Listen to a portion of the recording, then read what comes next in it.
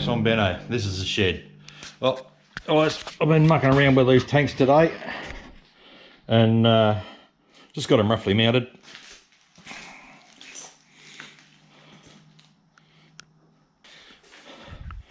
Just got a couple of rough bit of scrap metal mounts made up.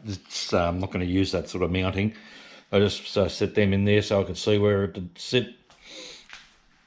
They're pretty wide, but that doesn't worry me. Looks like there's going to be plenty of room to fit the motor in underneath them.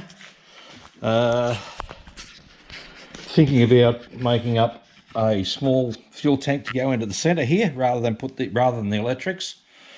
I might set the electrics up under the seat. That might work a little bit better. Going to be plenty of room under this seat. There's a heap of space there. Plenty of clearance from the triple clamps. Might look a bit odd now without a front end on it properly, but yeah, I think this will come together nicely now. Thinking of making up a mounting for this, front mounting for the tanks. It's going to sit there something like that. Obviously shorter than what that is. So I can pick up the rear mounts, and I'll make that adjustable in some way or another, so that I can pull the rear sections of the tank in. I'm pretty happy with the way that's looking. If I can get extra fuel up here in between the tanks, then I don't really need to mount. I don't really need to mount jerry cans on it. And I'd rather not. I'd rather have the carrying capacity, I think.